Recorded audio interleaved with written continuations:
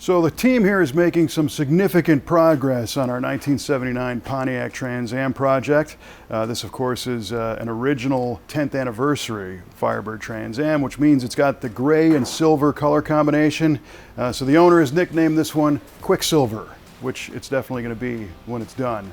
As you can see, the front end is off. Our subframe is now fully assembled, minus the spindles and brakes.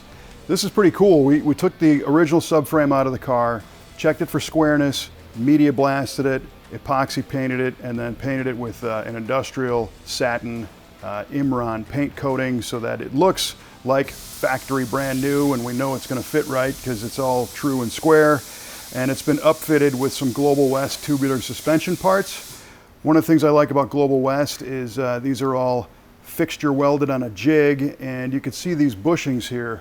These are a Delrin bushing. So you've got a white Delrin insert with that blue aluminum sleeve. These are greasable and they do not deflect at all as that control arm is going through its articulation. So you take a hard turn, these smoothly go up and down and they don't go forward and back, so your alignment doesn't get crazy, which means you have predictable handling.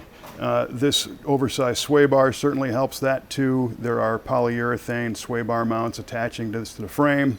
This will all be supplemented with an upgraded brake system, and we're putting a 6.6 liter motor back in this, which you'll see more of soon. But on the rest of the car, we made some repairs. First, we replaced the top of the dash because it was rusty, so this is a reproduction piece from AMD that we were able to remove the original and replace using a factory-style spot weld technique so that it looks like it never happened. And that's one of the goals when we build a car. If we're going to restore it, we want to make sure it looks like it did when it was new. This is technically a Restomod, and that term can mean different things to different people. Restomod could mean restored, resto modified, or in our case, resto modernized, right? Because we're putting some new technology in it. Other things of note here on the firewall, this is a cool panel that closes off where the original AC was.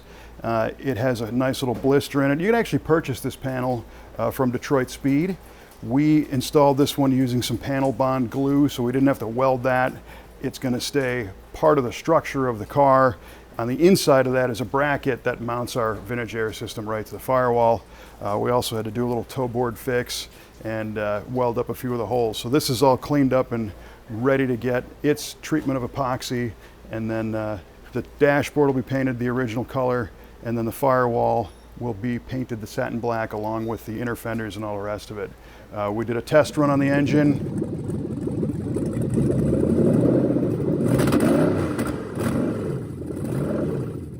It's new, but sometimes you find a brand new engine, either if it's from a manufacturer or a crate engine, sometimes they have problems new, sometimes they leak.